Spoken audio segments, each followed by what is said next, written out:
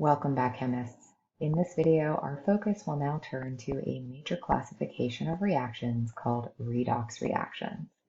So at the end of this video, you should be able to assign oxidation numbers, identify the oxidizing agent and reducing agent, and finally write balanced half reactions given a molecular equation or a net ionic equation. So let's first start with what a redox reaction is. As I've already mentioned, reactions can fall into two major categories. We've talked about 5 of them up until this point. Now, the major classification of a redox reaction refers to electrons being transferred from one substance to another. And by this list, you can see that there are so many different reaction types, right? 4 out of the 5 fall under this umbrella of a redox reaction. The second classification is where no electron transfer would occur. In this case, a double replacement reaction would be an example of that. Our focus, though, as I mentioned, will be on the latter examples of synthesis, decomposition, combustion, single replacement. Now, in order to decide if something is in fact a redox reaction, you have to use something called oxidation numbers. Oxidation numbers is really just in a way of accounting for the electrons, where the electrons are going from and to as a reaction proceeds. Now, in terms of oxidation numbers, really the goal is to figure out how the charge is changing as our reactants convert to products. And the general rule that we follow is that a bonded atom's oxidation number is the charge that the atom would have if the electrons in the bond were assigned to the more electronegative atom. Now, when we make this assumption, this leads to the following set of rules for assigning oxidation numbers. The first rule says that each atom in a pure element has an oxidation number of 0. So for example, with any of the diatomic elements, right? Bromine, iodine, nitrogen, oxygen. And if you were given anything like a metal, like copper, for example, or zinc or sodium, these all have an oxidation number of 0. Monatomic ions have oxidation numbers equivalent to the charge on the ion. So if you were given a net ionic equation that involved magnesium with a 2+ charge, the oxidation number is +2. For hydrogen, maybe the reaction involved an acid, then that would be a 1+ charge on the hydrogen, but +1 is going to be the oxidation number. Notice that the charge is written differently than the oxidation number. The oxidation number is usually indicated by the sign and then the number, versus the charge is the number and then the sign. Fluorine is the most electronegative element on the periodic table, so that means that it's going to have a charge of -1 as an oxidation state in most other compounds. In the example of sodium fluoride, we would expect the fluorine to be a -1 charge. The oxidation number of hydrogen is +1, and for oxygen, it's -2 in most compounds, but there's 2 exceptions. The first is when hydrogen forms something called a metal hydride, and it's exactly what it sounds like. Hydrogen is combined with a metal. In that case, you're going to see hydrogen have a -1 as an oxidation number. So in the case of calcium hydride, calcium would be +2, and hydrogen would be -1. The second exception is when oxygen forms a peroxide. It will have an oxidation number of -1. So a peroxide, if you recall, is an ion. It's O2 with a 2- charge. So in this case, hydrogen is still going to be +1, but oxygen now is going to be -1.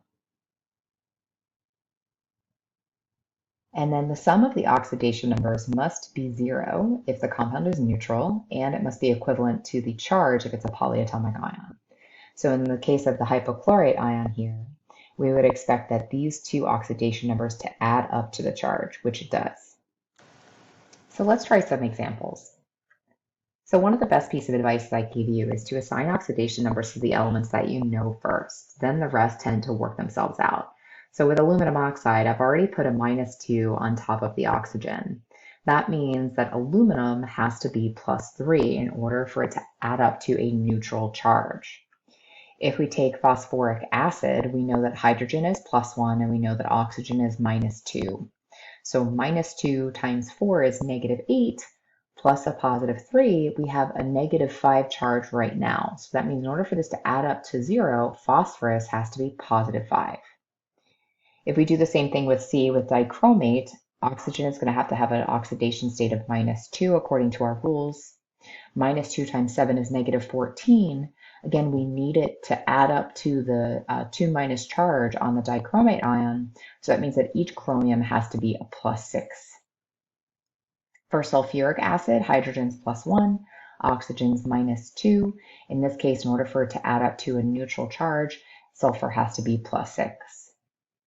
For carbonate, it'll be -2 for the oxygen, and then I'm going to say that it's +4 for the carbon, so that again, it adds up to that 2 minus charge. And then finally, again, I'm going right to oxygen here. I know it's -2. That means that nitrogen has to be +5 in order to add up to that 1 plus charge on the ion. So I hope this part makes a little bit more sense now. Now we get to move into half reactions. So one of the foundational skills that we're working on is balancing redox reactions. And the reason why this is an important skill is because many reactions are very difficult to balance just by simply using the tally method or trial and error. A systematic approach to balancing redox reactions utilizes those oxidation numbers and constructing something called a half reaction. So an oxidation half reaction is a reaction that illustrates the loss of electrons, and a reduction half reaction is a reaction that illustrates the gain of electrons. In every single redox reaction, one substance must be oxidized and one substance is reduced. So one thing is losing electrons, another one is gaining them. The oxidizing agent sounds a little confusing. You probably think oxidation here, but really the oxidizing agent is the thing that's reduced. So really this is the thing that facilitates the oxidation by removing electrons from other substances. And then the reducing agent is really the thing that's oxidized, because this is the substance that helps to facilitate the reduction by donating its electrons to another substance. Now, a really helpful mnemonic that will make your life so much easier is Leo the lion says grr. So think of Leo meaning to lose electrons is oxidized, grr, gain electrons is reduced. So think of that in the back of your mind when you're asked about what's oxidized, what's reduced, what's the oxidizing agent, what's the reducing agent. So here's an example of something you'll kind of run into. So it says identifies which species are being oxidized and reduced and rate the half reactions for each. So at this point, the first thing you should do whenever you're given something like this is to assign oxidation numbers. Now note that obviously this is a net ionic equation. I've omitted the spectator ions, but it still doesn't change anything about what we're doing here with assigning oxidation numbers. So silver is +1, copper is 0, silver 0, and then copper 2+ would be +2. We can very clearly see that silver gains an electron and copper loses 2 electrons. So when thinking about Leo the lion, right, like we've talked about, we want to think about what's oxidized. There's a loss of electrons. So that means that copper is the thing that's oxidized, and silver with a 1+ charge is what is reduced. Remember, the oxidizing agent is really what is reduced. So that is going to be silver with a 1+, and then the reducing agent is going to be copper. Now here's the new part, the oxidation half reaction. So what we're going to do is we're going to basically take the pieces that we see in our reaction and split them into 2 separate reactions. So the oxidation half reaction, we have to show the loss of electrons. So we're going to rewrite the copper, bring down the arrow, and write copper with a 2+.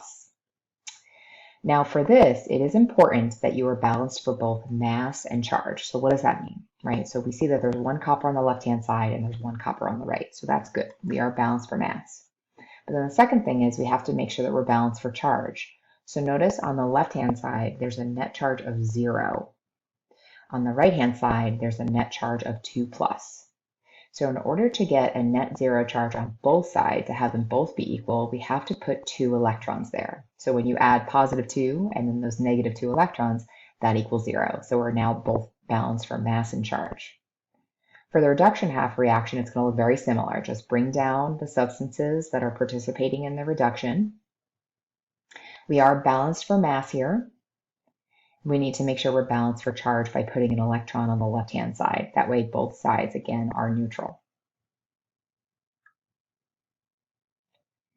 Here's an example, very, very similar. The only difference here is that you're not given the net ionic, you're given the balanced molecular equation. So we're still going to do the same exact thing. We're just going to assign oxidation numbers, just like we've been learning.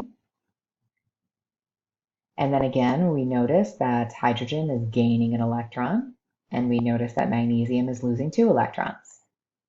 So what we need to do is identify what's being oxidized. So we see that magnesium is being oxidized, it's losing 2 electrons. H with a 1 plus is being reduced. The oxidizing agent is always what is reduced, and the reducing agent is always what is oxidized. For our oxidation half reaction, we're going to show the magnesium losing its 2 electrons. Notice we're balanced for mass already, so then we just have to balance for charge by putting those 2 electrons in. For the reduction half reaction, we're going to do the same exact thing. Notice I'm omitting the chloride ion here, and I'm doing that intentionally because the chloride is a spectator ion. But I am making sure that I rewrite that it's going from H with a 1 plus to H2. Now that's important. Be really mindful of this. Again, we want to make sure we're balanced for mass and charge. So my question to you is, are we balanced for mass? Hopefully you're saying no, because notice on the right-hand side there's 2 hydrogen, and on the left there's only 1. So what does that mean? We have to put a 2 in front of that H. And so then we can balance for charge by putting those 2 electrons on the left-hand side. All right, chemists, I hope this video is helpful in setting the stage for our redox reactions. Remember, this stuff takes practice, so keep working hard, and I know you're going to do great. Thank you so much for watching.